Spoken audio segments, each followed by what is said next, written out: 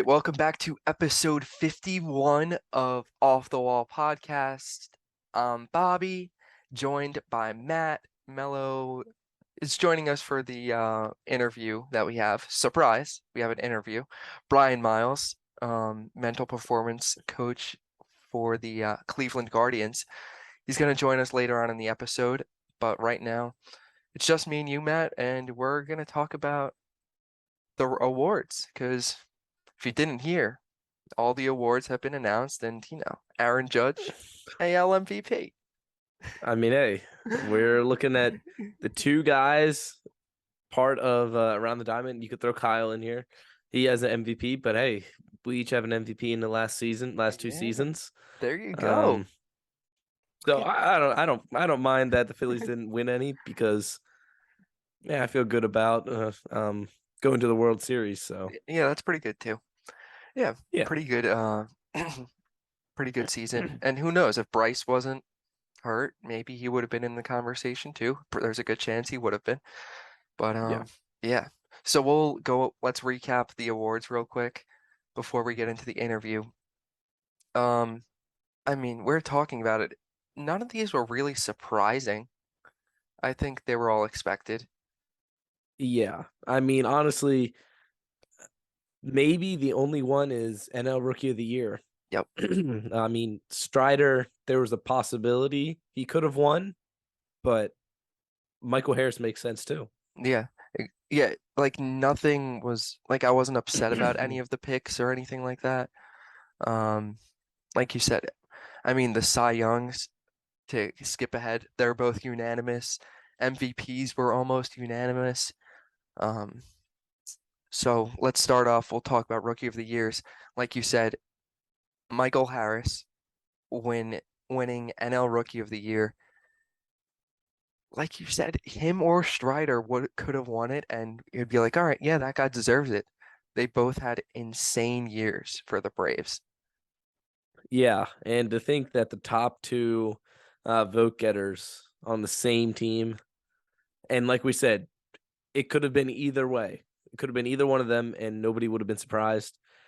It just adds to the whole lore of the Braves. Sure, they got knocked out by my Phillies in the playoffs, but they are going to be around for a long time, a threat in the National League. So, yeah, hats off to this guy. He never played in AAA at all. He went straight from AA right to the major leagues, won Rookie of the Year. It's Not looking incredible. forward to facing him in the division, but yeah, it's an incredible feat. Yeah, that's insane. And just again, like the fact that those two guys were from the same team, played at such an elite level the entire season. It's incredible, but shout out to Michael Harris. And then, of course, the American League. We all saw this coming. Julio Rodriguez. I think he's a superstar. Yeah. I mean, it's exactly what Major League Baseball needs is like another guy like this. He fits in with the Vladdy Jr., the Acuna, the Tatis, if you want to throw his name in there still, I would. Juan Soto. He fits all of them, just the bringing the big energy, and he's got the bat to back it up too. So Yeah, the next wave of like superstars that are going to be around for a very, very long time for the next decade plus. And he came a lot like I would say most baseball fans knew who he was, but when his home run derby performance this year kind of put him like everyone knew who Julio Rodriguez was after that home run derby. And ever since then, he was just on everyone's radar and obviously deservedly winning the AL Rookie of the Year. yeah, and to think that this is the Mariners' second Rookie of the Year in the last, I don't know when Kyle Lewis won. 2020. And Yeah, wow. he just got traded. Yeah, I was just gonna say that.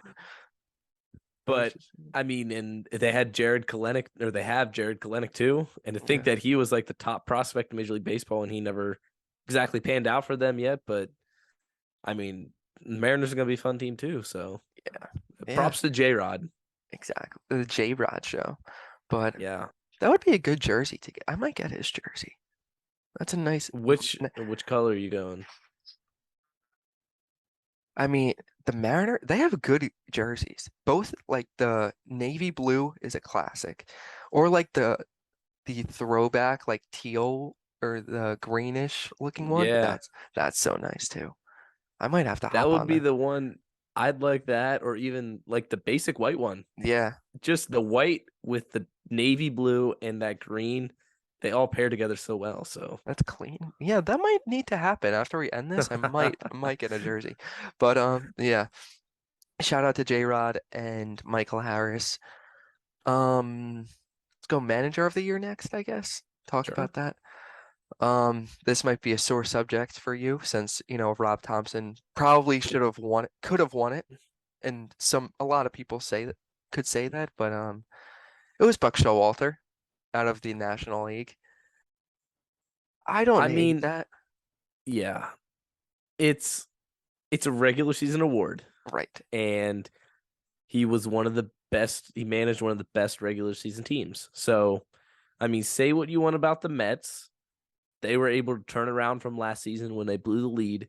He came in and like the whole idea was, hey, this is somewhat the same team, the same players, but we're bringing in a new guy, a new presence in the clubhouse, in the whole organization to lead these guys to be who we thought they were going to be last year. And he Right. did that. Yeah, exactly. That's fair.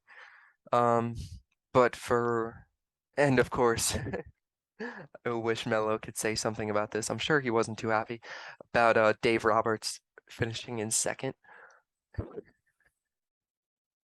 Okay. I I understand his frustration, Yeah, honestly, because like he would say right now, he would be saying about how the Dodgers blow it in the playoffs every year and he makes these terrible managing decisions.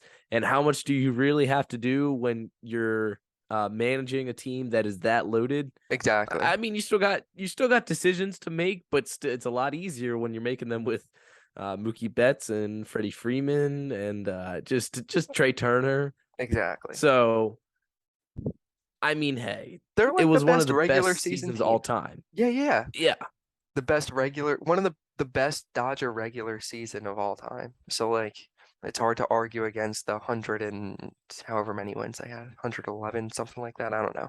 yeah. But I mean, it's just funny though because you see all of everyone like when they announced the finalist and Dave Roberts, that was all the comments.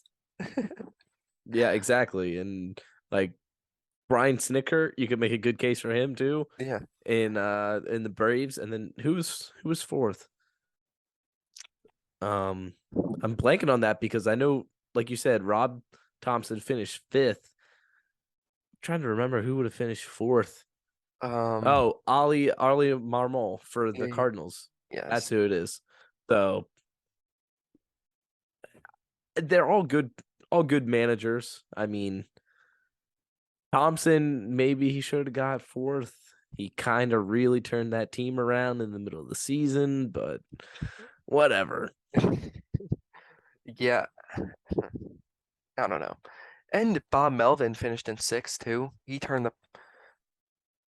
Basically turned the Padres like around almost too. Like they missed the He playoffs he last year. did, yeah, he did what Buck Showalter did, Right. except on a little bit less Yeah. scale. So Yeah. But no, shout out to Buck because like it seems like we're kind of I don't want to make it seem like we're going against Buck, but he's an awesome manager and obviously he meant a lot to the Mets season and the Mets success, so he probably deserved it at the end of I the day. mean, yeah, all time manager. You win manager of the year four times in four different teams. Yeah. That's insane. So And then going to the American League, another guy who's kind of like the American League version of Buck Showalter in a way, a guy who's been respected around baseball, who we talked about in the interview with Brian Miles later on.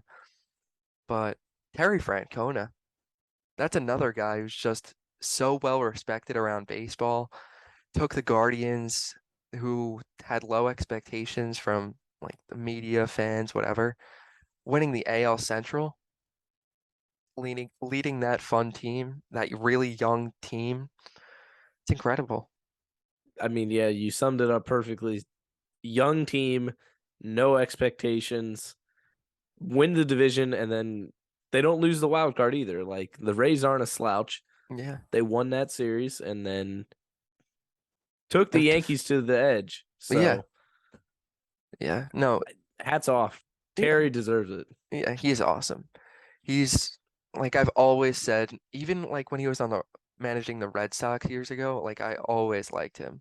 He's just a very likable guy, it seems, and yeah, congratulations to him. He was that his fourth too? His third or fourth, I think. It's I don't know. it's his third or fourth. I don't remember. I definitely should have known that. I feel bad that I don't know, but Third time. Yep. okay, okay. But still, that's incredible. Future Hall of Famer. And all right, so Cy Young.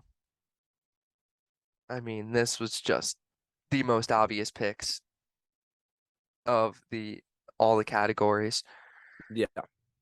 Sandy and Justin Verlander, unanimous winners. But we knew this since like the All-Star break. Basically, yeah. I mean, I think if we look back at our midseason awards, we had these two guys, and Melo had Tony Gonsolin, that was a respectable pick. It was a Yeah, close second at the time. So, I mean, I'm not gonna dog that pick because it was a good pick. But like you said, both unanimous. That's awesome. Sandy wins for the first time in Marlins history, Cy Young. So good for him. Verlander, I mean, still continuing his dominance.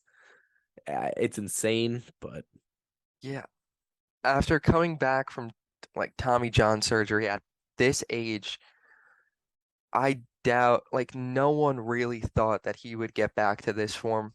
Like, it really was one of the best seasons of his career at what, age 39? Like, who else does that? Just shows that he's really one of the best pitchers of his generation, if not the best. There's an argument for him to be the best.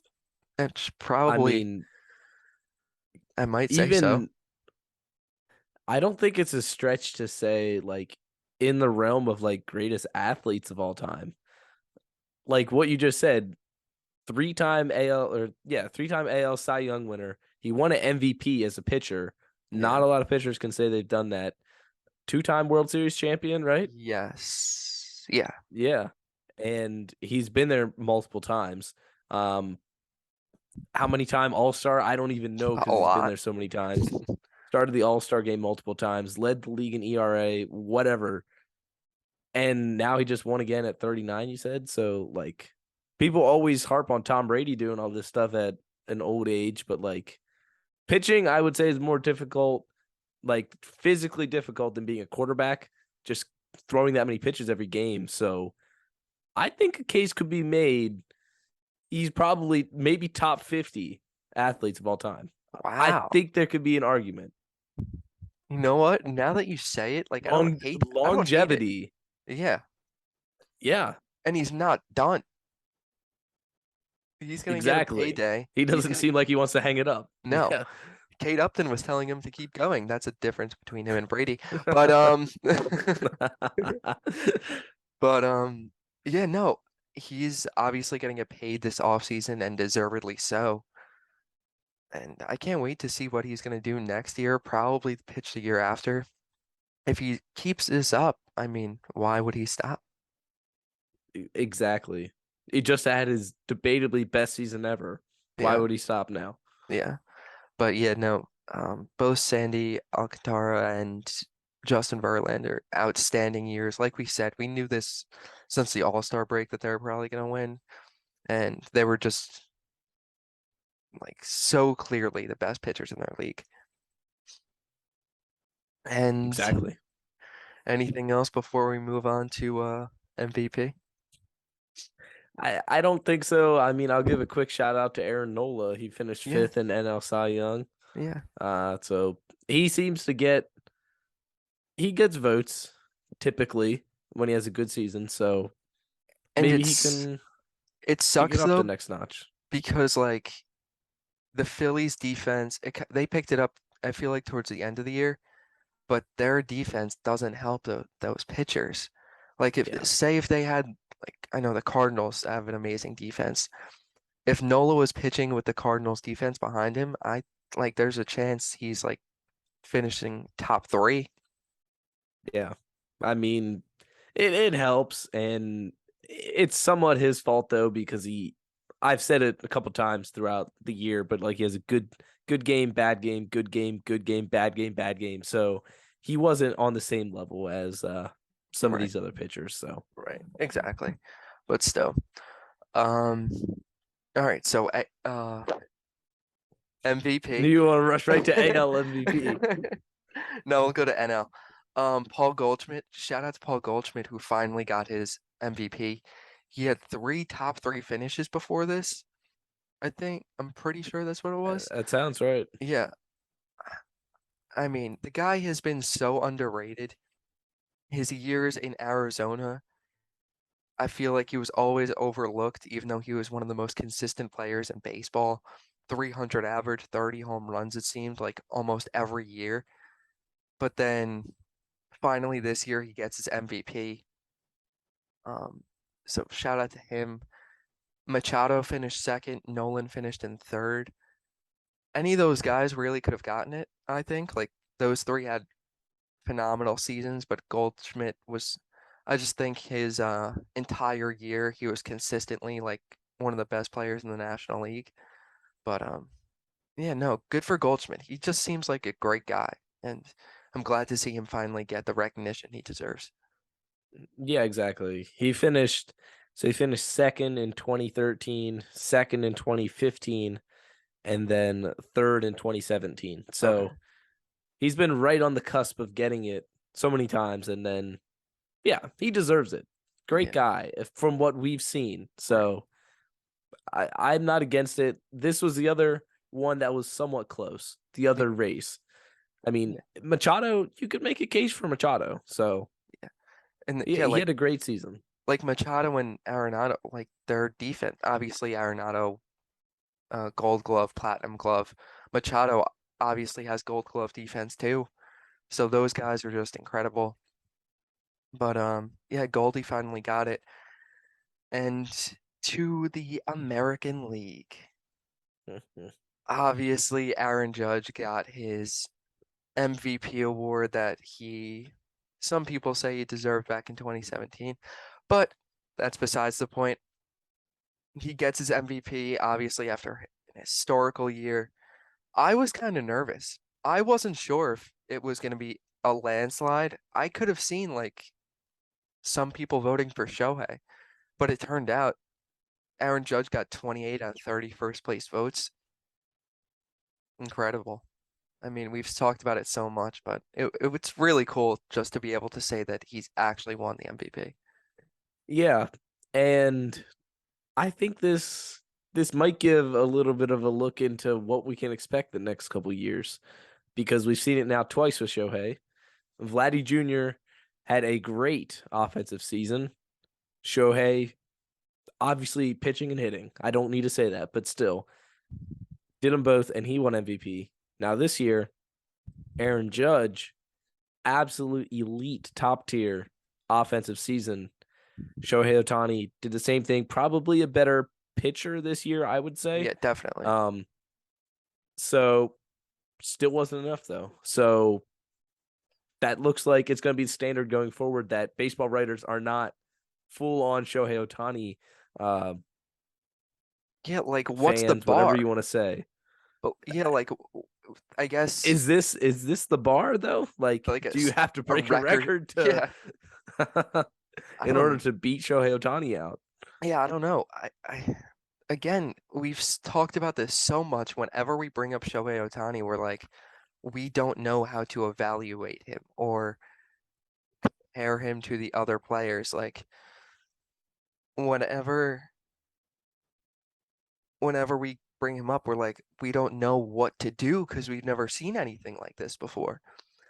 But Aaron Judge's 62 home runs, obviously, it's hard to um like vote against that. His Gold Glove defense, which he didn't win a Gold Glove because he switched from different positions.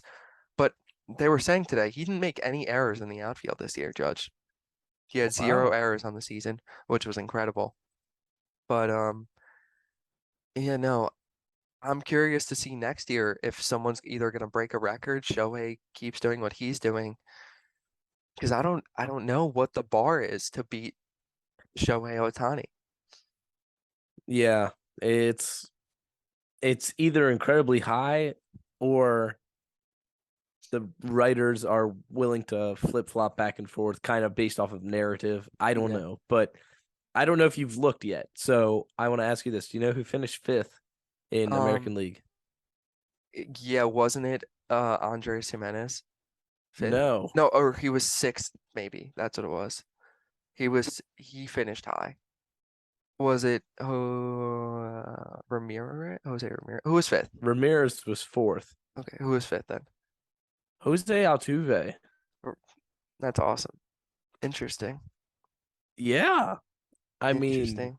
hit 300 on the year and hit 28 bombs. Yeah, he was. I don't want to just summarize up a season like that, but just to keep it brief. So Yeah.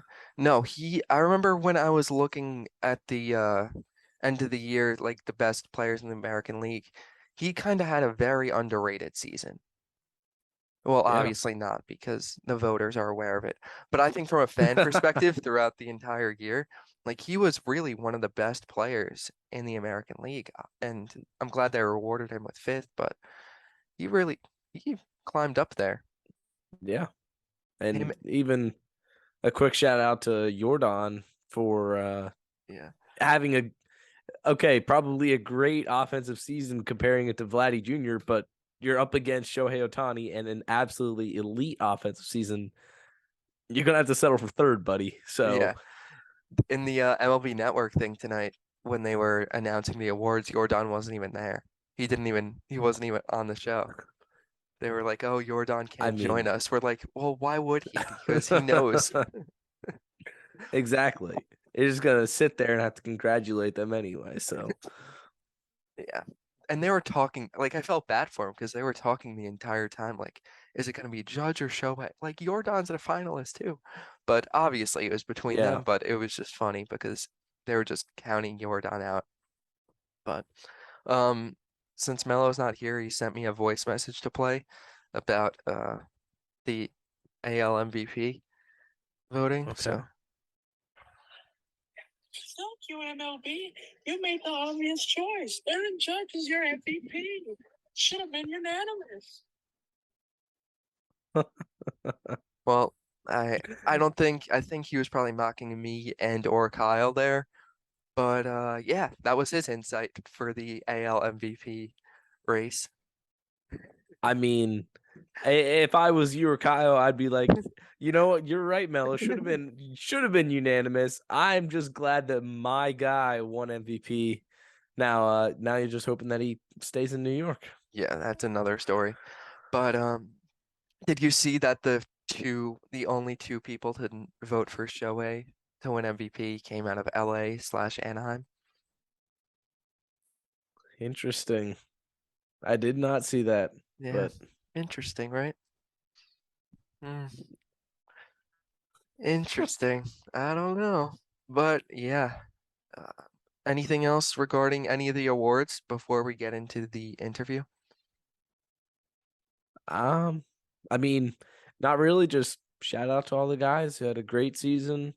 I mean, and even if you didn't, even if we didn't talk about you, I know you're not listening, but even if we didn't talk about you, there's plenty of guys who had great seasons Yeah, who didn't finish top 5 or top 10. So exactly.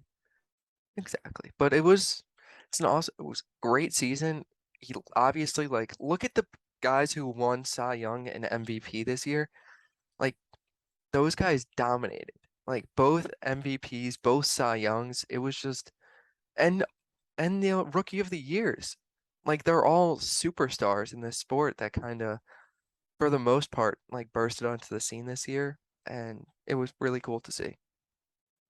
exactly, Yeah, great for the game. exactly. It was awesome. So let's get into the interview with Brian Miles. All right, special guest here, Brian Miles, mental performance coach of the Cleveland Guardians. Welcome. Thanks for So coming on. everybody, thank you. I appreciate you guys having me. Of course. Yeah, so I mean, we're gonna get into some questions and stuff about your life in the Guardians clubhouse, in the dugout, whatever. But first, so you've been there for 8 years in the organization. How'd you even talk about how you even got into this connection with Guardians? I guess full transparency, kind of interesting to say it on a baseball podcast, but not really a baseball guy, never been a baseball guy. I was a college soccer player. So I actually went to school in New Jersey at Montclair State University, played college soccer. Like most people who get into the mental performance space, was a failed athlete, obviously, who maybe had some mental areas of improvement that he could have used. And so, I went to undergrad got my bachelor's in psych, and then went to grad school. Went to Springfield College in Massachusetts, got my master's in counseling psychology with a concentration in athletics. And then, dad had, like most people, just had like no clue what I wanted to do when I grew up. So I actually ended up working for the military for about 3.5 years, sort of doing performance psychology, mental performance skills with soldiers, before, during, after combat operations, like helping prepare them for whether they're going to deploy, or if they're going to go to ranger school or go to some sort of course or something like that. So I think I started to recognize that the cognitive side of performance is like the difference between really like the elite and the average. And had an awesome time training soldiers and working with that population. And there's no the story really is, I did actually just get like a random phone call from somebody, and they were like, hey, would you be interested in interviewing with, like, at that time, the Cleveland Indians? And that process, like I said, it was never something I was really interested in getting into. But as I've obviously spent a lot of time in baseball, it's just such a fascinating sport because of the pace of it, because of like the components it's like such a mental sport, because of how at times it can be slow. Next year it'll probably be faster, but it's slow, and so there's a lot of time for the individuals to really think about what's going on, so that their mind can either be a hindrance or it can be a helper. And I think that as we've looked at like the mental performance department and program at the Guardians, I think we're putting a lot of emphasis on like, how can this thing between our ears be the thing that is the difference maker? Everyone talks about it, right? You can go on Twitter and find any you can find any player in their post-game interview or an interview where it's like somehow, some way, something mental comes up. And I think what happens is a lot of people just think like, oh, they're like that, they have that.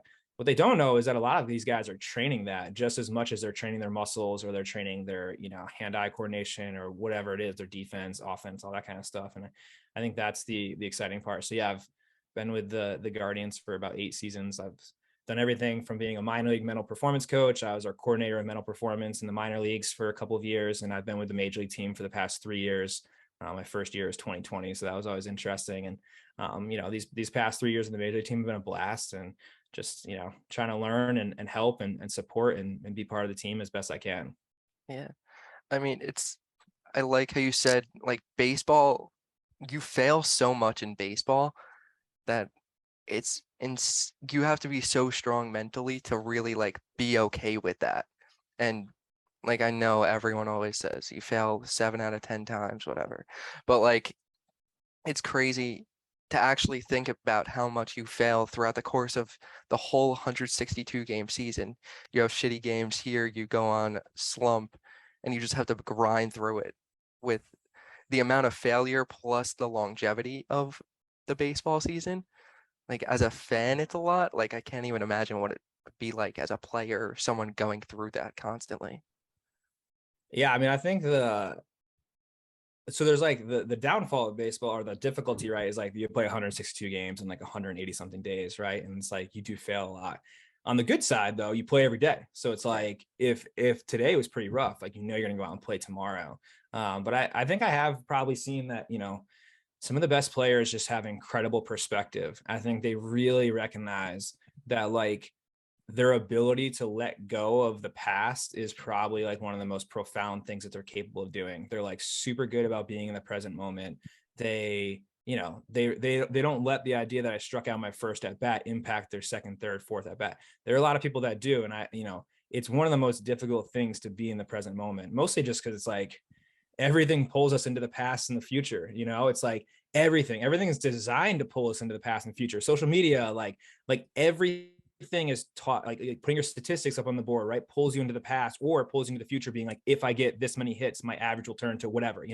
So it's like constantly pulling us away from being where our feet are. And I think that's what we see is like the best players have incredible perspective to be like, I am going to be like the most insanely diligent present person in the world, and I'm going to train that, and I'm going to focus on that. And it's like I am going to recognize that like I can't change the past and I can't predict the future, but like I can influence right here, right now. And I think that's what we see. But man, is it hard. And it's like, you got to train that.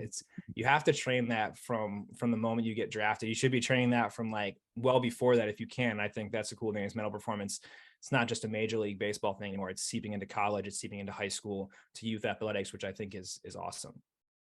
Yeah, and once they start it earlier, it won't even like once athletes get to the professional level, it'll be not second nature, but it'll be something that they're aware of and they don't have to work on anymore. But no, that's definitely interesting. So one thing that I wanted to bring up, so obviously, how would you say your relationship with players is different, if it is different, than like the manager-player relationship? That's a great question. Well, I just, I think every manager in baseball is different. And I think this isn't just like a major league thing. I think minor league managers have their own challenges as well. Yeah. I think that the relationships are the most important thing. I think in my job, but I also think across baseball, I think like relationships matter for athletic trainers, strength coaches, sports scientists, nutritionists, like hitting coaches, pitching coaches. And so for me, I've always believed that like connection is the glue to relationships, and that I think like relationships is the glue to psychological safety. And like, in my opinion, psychological safety is like what builds winning, longevity, like all of that stuff. And so I've always tried to emphasize and connect with players on just like a connection level of just like, I'm here to support you and help you. And I think as you get higher up in like the areas of baseball, as you start to like move your way up the organization and then you get to the big leagues, it's like, it can feel sometimes like people want stuff from you, or it can feel like people are always like, checking and like what's going on. And it can feel like sometimes people just aren't there for you. That's probably the most important thing, in how I establish and build relationships. It's like, it's not about me, and it's never going to be about me. And it's just always about you. And, I'm there. I'm there every day. I'm going to try to be the same guy no matter what. I'm going to try not to be too high, not too low, just like the same dude. And I think that's something that the players can expect from me. And you don't get that a lot, I think, in your life or just like in this, professional sports world. So just trying to be the same dude every single day is really what I try to look for in the relationships that I build with athletes. Like I said, every manager is different. There's some managers that are like players managers where they're like, eating with them and chilling with them. There's some that, are maybe a little bit more distant. And, I can't speak to like other teams or anything like that. I've seen some great managers coming up through the minor leagues in our player development system, some unbelievable ones who, some of them are now at different teams doing different things, but, and obviously like our manager in Terry Francona is like the absolute best. He just won AL Manager of the Year. There's a reason that he does, and that he won that. And it's because he cares, man. He like genuinely cares. And I think he gets the most out of his players. Because again, for someone like him, it's not about him. And that's like, that's so sick for like somebody who's as badass as he is. It's like, there's no ego, and there's no egos really in our org or in our clubhouse. And that's what I think makes everyone, want to play for each other. Yeah, that's good. So transitioning from your relationship with the player and how that works, obviously we know baseball players and professional athletes in general, they're creatures of habit. I'm sure a lot of them like doing the same thing every single day. So what's your routine from the time you get to the ballpark and when the game happens and stuff? Well, first of all, thank you for using the word routine. I felt when I first got into mental performance, it was all like, oh, my superstition, I got to do this, or my ritual or whatever. It's like, yeah, man, routines are controllable. And that's what I dig. It's like, they're not rigid. There's some flexibility there. Superstitions are super rigid.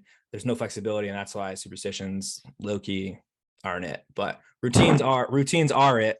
And our players are super routine focused. But mine is, I usually, if we have like a 7 o'clock game, I think I'll usually get there around like, I don't know, 12:30 or so.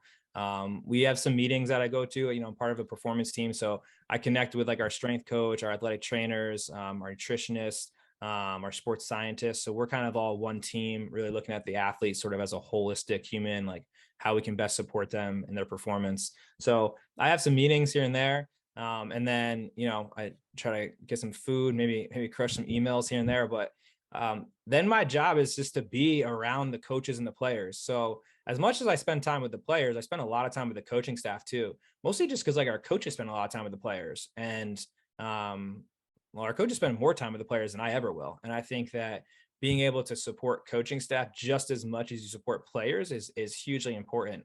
Being able to understand that, if a coach has a better relationship with a player than you do, like working through the coaching staff is a phenomenal way to do this job. And just letting them sort of be like a conduit of mental performance is great. So spend a lot of time with our coaches. My locker's in the coach's locker room. So usually go in there, mess around, drink some coffee, talk about just, that's probably the coolest part is like, you don't really know what the day is going to hold. You go in there and like, depends on like what guys are talking about. But I've like I told you, I'm not really a baseball guy. I watched it. Like I played when I was in like middle school and stuff, but the time in the minor leagues when I was working as a mental performance coach in the minor leagues and then like as a coordinator, I learned a lot and I really started to understand, I think, the game a little bit. The past like 2 years specifically, like post COVID, my God, man, just the knowledge that I absorbed from our coaching staff is absolutely insane, like insane. Sandy Alomar is just like, it is ungodly, like his knowledge base on baseball, and just not even that, but like his willingness to share with me to help me understand is like so cool. So that's why, I spend a lot of time with our coaches, spend a lot of time with our players. I can, play a little chess here and there every once in a while, dominate somebody in something, and just to let them know, I still Keep got him it. humble.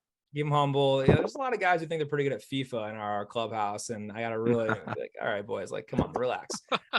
So spend time with guys, and then once we get on the field, I try to go out there and help out too. So I'm out for batting practice. I joked around with like Miles Straw and some of those guys that I was our assistant outfield coach, because I would go and like help our outfield coach Kyle Hudson, like whatever. Like I would just catch the balls or I'd flip balls to him that he would hit and stuff. So I likened that I was an outfield guy. Go shag BP, show the guys that like, you can learn something new if you like kind of actually get after it. And they'll all tell you in 2021, it was pretty ugly watching me shag batting practice out there, but I like to think I've gotten a little bit better. And so, when practice and stuff is over, head inside, eat, again, spend some time with the guys and the coaching staff, FaceTime my family and my wife and stuff. And then when the game starts, get in the dugout, watch the game, try to take in as much information as I can, support guys as they need. If guys aren't playing, it's usually a good time to catch up with them, chat.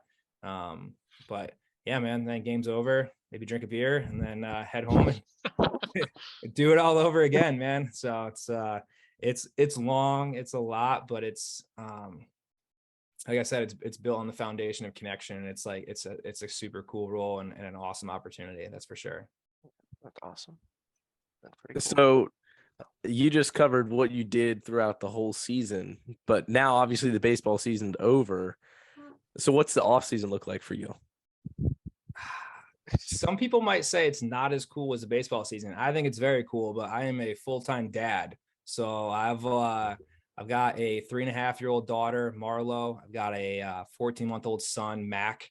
I got an amazing wife, Megan, and you guys kind of heard about my schedule. So you can imagine that during the season, I get to spend maybe the mornings with the kids when I'm at home, and then I'm on the road, obviously. So I don't get to spend as much time with my family. So I do quite a bit of catch up. I try to like really engage as a father, do as much as I can, support my wife and help out because I haven't been around a lot to help out, do quite a bit of projects that I had planned to do during the season that end up not getting done. But, I try to, I think also for me too, it's like, there's one, the decompression part, just like, I think like coaches and players, it's like, you want to decompress.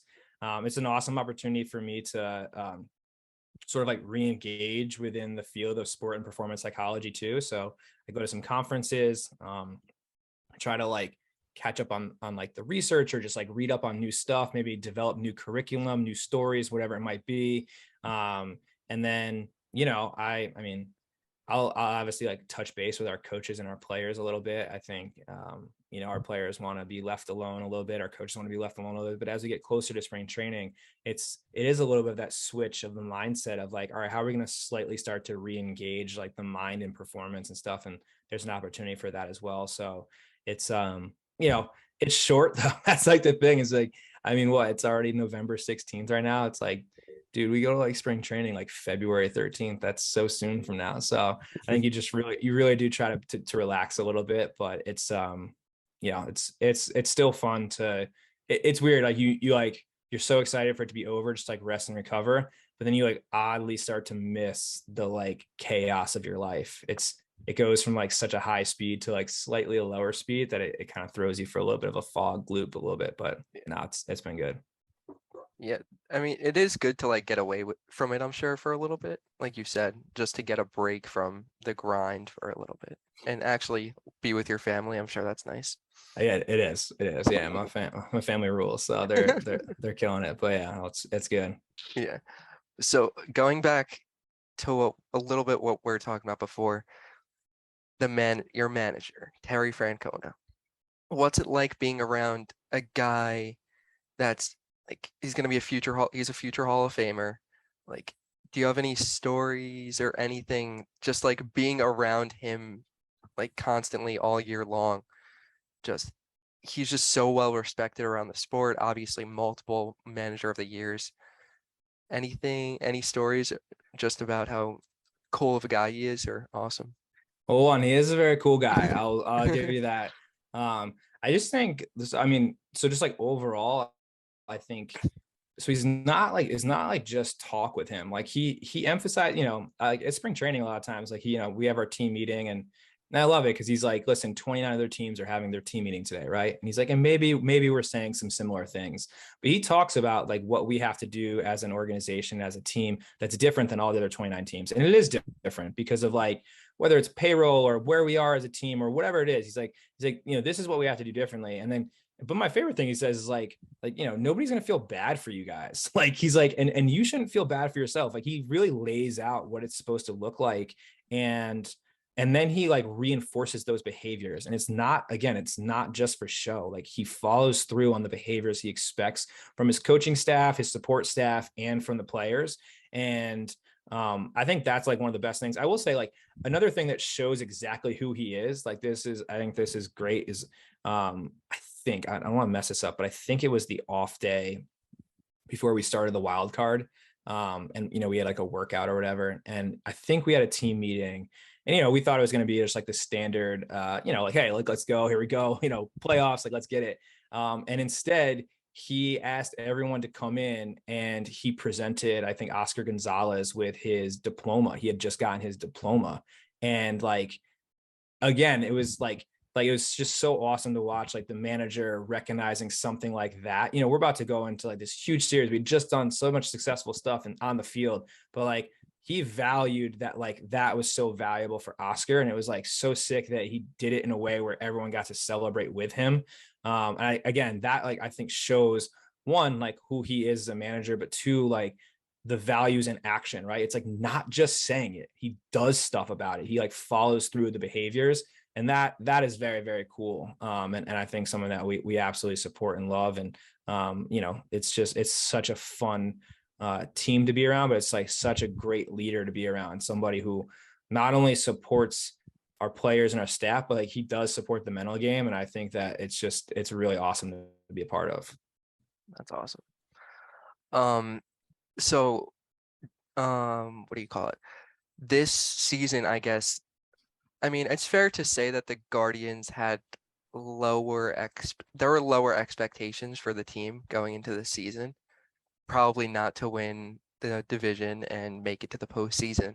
But then once you guys like finally turned it around and like kind of won the division, obviously, like what is it like? Like we had said before, the team looks like they have fun. Like that's a fun team. All the players, I'm sure the coaching staff too. Like, what is it like to being in that environment to where they're kind of doubted, but then the players are obviously not overperforming, but you know what I mean. Getting playing much better than everyone expected them to be. So like what was it kind of this year where they kind of proved everyone wrong? Was there like a different vibe in the clubhouse or in the dugout, stuff like that?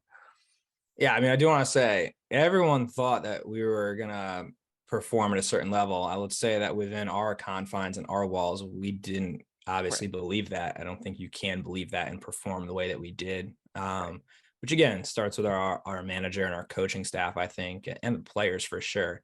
The vibe though, man, like just I mean, it was good vibes. Like I don't know, Yeah. there's no magic or secret sauce, but what I can tell you is the boys liked each other and like they enjoyed hanging out.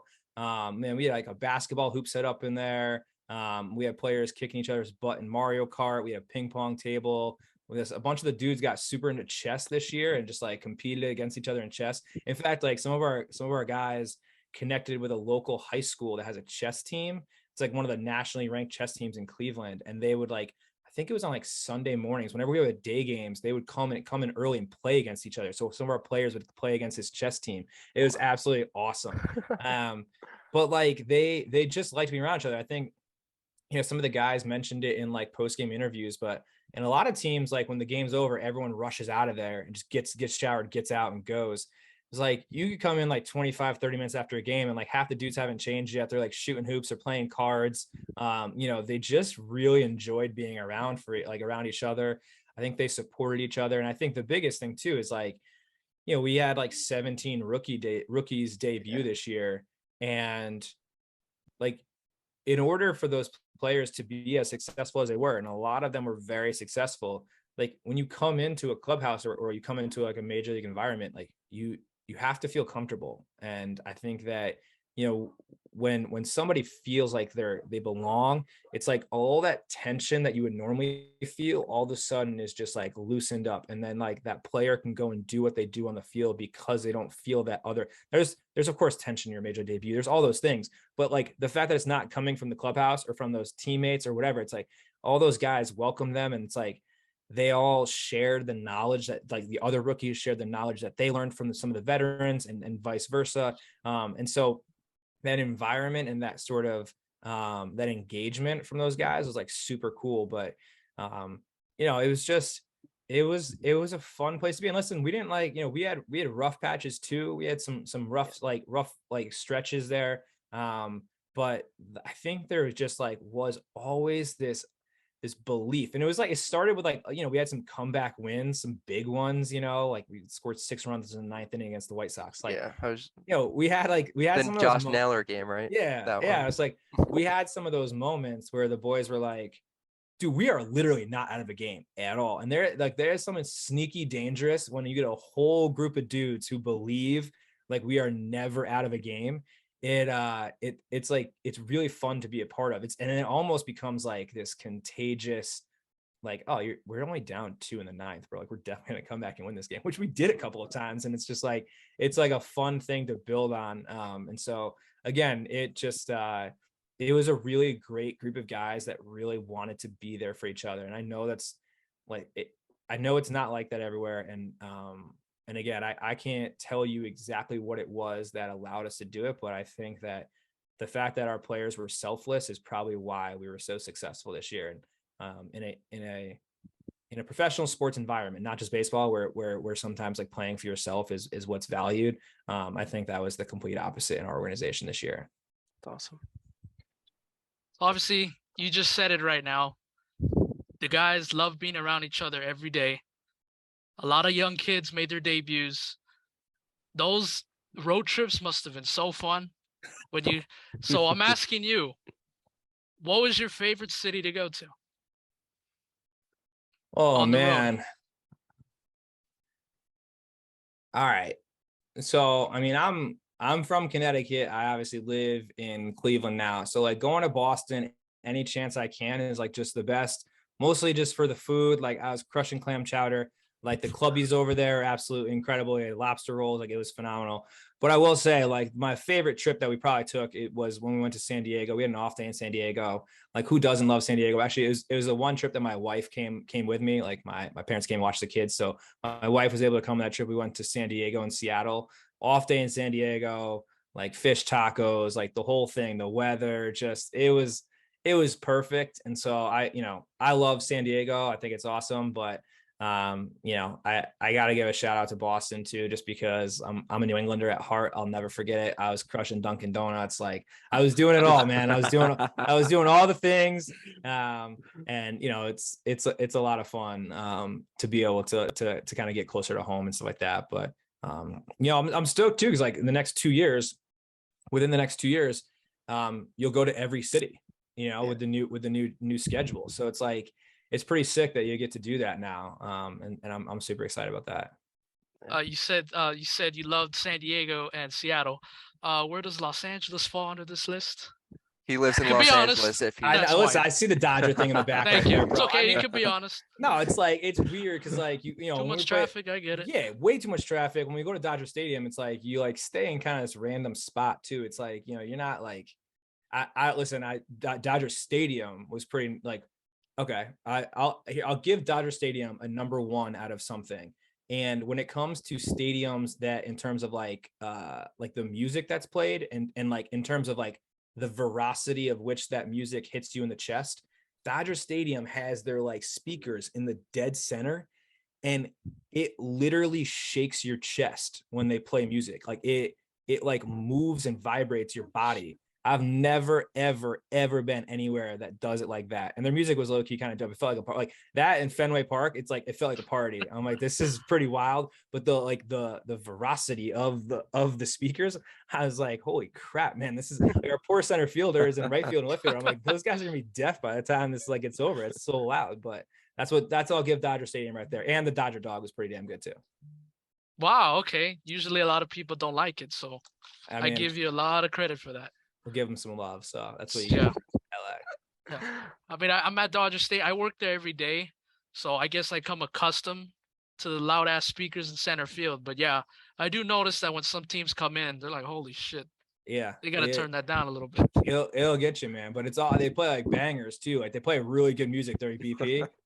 And I told some of the guys, I'm like, hey man, like take some notes on some of these songs, man. Like let's go. They're playing some older music. This is kind of nice, but the boys don't vibe with that, so it's all good. Matt, you have anything or no? Yeah, I got one more, and I guess it's more of a serious tone. Would have fit in a little bit better earlier, but obviously it's pretty big difference between pitchers and position players hitting wise. So what is the difference there between when you're talking to them in terms of things that a pitcher might struggle with more as compared to things a position player might struggle with more? So I do think like pitchers like have a little bit more control, right? Like they control well, some might say the tempo of the game. Like I said, that might actually change next year. But a lot of it was like for pitchers, you could see when they start to speed up a little bit. So like for them, it's really about like slowing the game down. Like how can we help them slow down? It's almost like, hey, when I've lost control, like, and I don't mean like control in terms of like their command or anything like that, but like if I've emotionally lost control, which happens, right? You throw a pitch that you think's a strike, umpire calls it a ball, and the next pitch, whatever, should have been strike 3, but it's strike 2, and then the next pitch is like a home run, right? It's like emotionally, it's like your ability to let go of that and to be able to like commit to the next pitch. I forgot who told me this. Somebody told me this a few years ago. They told me that like the best pitchers give up runs, but they only give up like a solo home run. And they're like, that's like the difference between when you see like an excellent pitcher versus like an average pitcher versus like a below average pitcher is like you're gonna give up a run, right? So it happens in baseball as a pitcher, but like the best pitchers are able to actually like let that go. Like they accept that it happens. They don't like it, but they accept that it happens and they like recommit to their process. So that's only one run. And he's like, you watch other pitchers that struggle and it's like they give up one, but they don't regain control emotionally of themselves. And it's like, then it's two, right? Then it's the big inning. And then it's, and then you don't keep your team in the game. And so I think that's a big thing for pitchers. I think for hitters, it kind of, again, it comes back to that present moment thing, but I think like a fun concept that we've worked with is this idea. It's actually this comes a little bit from golf, which has like nodes of hitting as well, just in terms of like the cognitive component to it. But it's about like think box, play box is what we call it, and it's like, and it's fun because they actually play in a real box, so it's like kind of dope and it works out pretty well. But like there's like the time in between pitches, right? And that's their think box, right? So like during that time, you're not in the batter's box, right? Like you have 1 foot out or you're completely out of the box. And it's like, that's like your think time. Like you're allowed to think during that time. So you can think about, what just happened, whether it's you swung through a strike or it was a ball or whatever. You get to think during that time. Then you think about your approach and what you're going to do and so on. But then there's like this decision line, and the decision line is where the batter's box is, right? And the second you cross that decision line, it's the play box. In the play box, it's all about execution. There's no more thinking, it's do. It's the do box. Like you do there. You don't think, you just execute. You let yourself just do it. Whatever it is, you just like fundamentally allow yourself just to be in that moment and let it go. And what happens is that, and it's just interesting because like I always I don't want to go like on a tangent here, but there's times when I watch a game where a pitcher has like a long hold, like there's a guy on base, something like that, and they hold it for a really long time.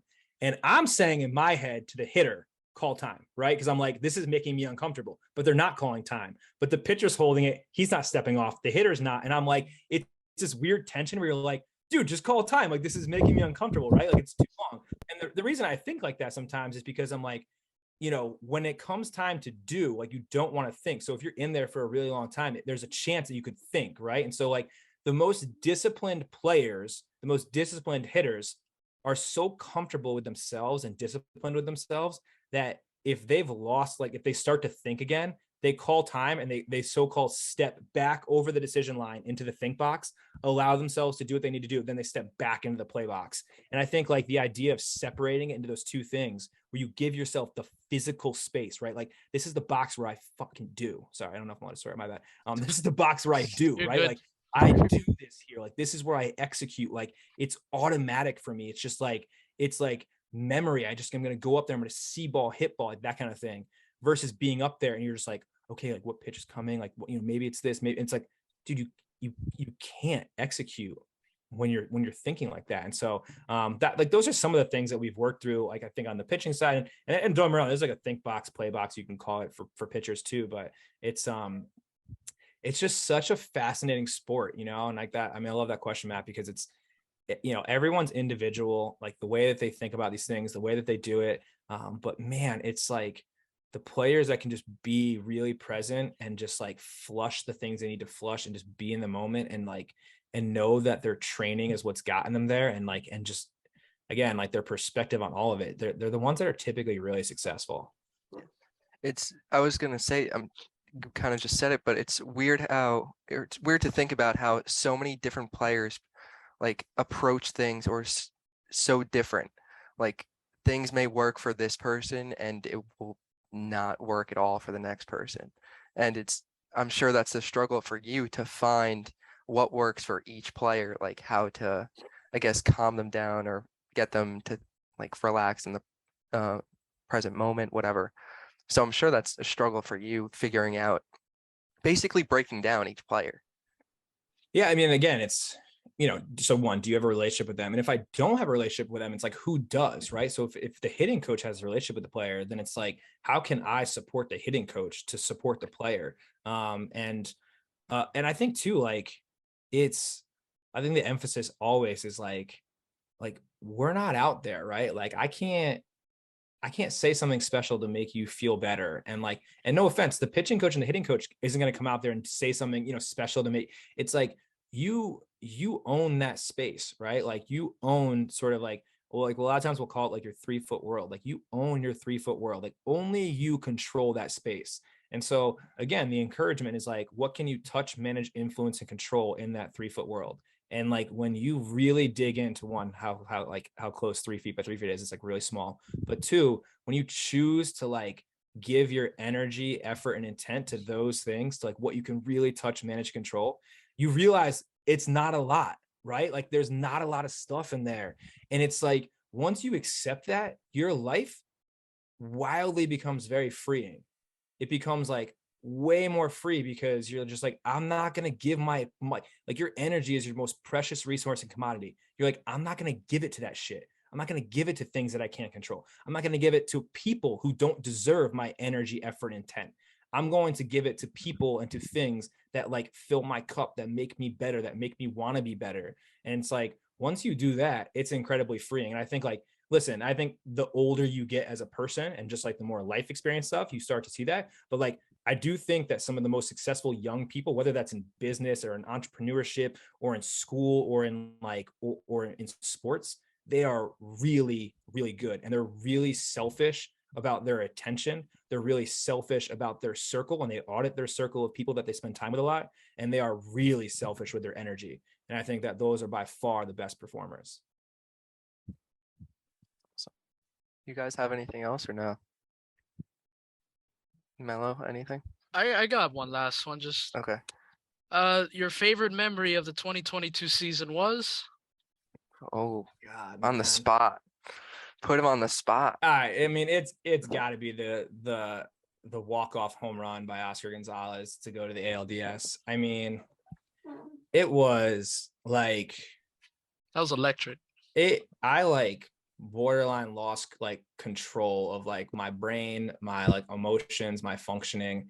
I have like, you know, in the playoffs, it's just like so everything is so tense. Every pitch, it just like it feels very tense. The like release of that tension after 15 innings, it was like pretty gnarly, man. The next day I like woke up and like I like couldn't really talk. Like my voice was super hoarse, but it's funny, it's like it wasn't like yelling a ton or anything like that. It's just like I think it like actually just took a toll on me. But man, that stadium, our fans, I mean, I gotta like just give it up to Cleveland. They showed out and it was, I mean, it was electric. You know, and hey, like, you know, MLB wanted to give us the 12 p.m. games, just gonna not say that. not giving us any love. You know, we said screw it. We're just gonna play till freaking 5 o'clock and just make that primetime game. So we're good with that. But it was really cool. And just like, you know, I mean, I've seen Oscar kind of come through the minor leagues, and just like to watch him blossom into the guy that he is, there's like nothing more rewarding, because he works his ass off. And I'm super stoked that he was able to show kind of like baseball in the world a little bit about that. So it was super cool. And that wasn't the only time he came up big in the postseason. He walked off against the Yankees too, He right? did. Yeah. You remember that game, Bobby, right? Yeah, whatever. Yeah, sure do, man. Sure do. So no, it's cool. No, But that's yeah. awesome. Yeah. It was fun. Real quick before we end it, obviously you know our friend Ryan Lavarnway. I do know. Any embarrassing stories you want to share or anything? I don't want to blow up Lavarnway at all. I've always been interested in his yellow bats and just like cognitively maybe what that does for him. And again, I don't know if Lavarnway was involved in this or not. I can't remember, because I think it was 2021. It was 2021, but I can't remember in spring training if Lavarnway told me he could beat me in a race or not. And I remember it was after I watched him hit a double, and I was like, I don't know if he could beat me, but I also know that if I say that out loud, I'm going to end up having to race him, and I don't want to do that. So, you know, we'll just say that, but I can tell you, an absolutely incredible human being and an even more incredible teammate. So the guy's the absolute GOAT. And I love that he's been on your guys' podcast a couple times. Yeah, of course. Yeah. He's awesome. Yeah, and I think that's it. We'll wrap it up there. Thanks for coming on. Awesome. This was fun. Hopefully, yeah. Thank you so much, Brian. Hopefully we'll get to talk again and have you on some point maybe next season. Appreciate it, guys. Thank you. Of course. I'll see you. Thanks.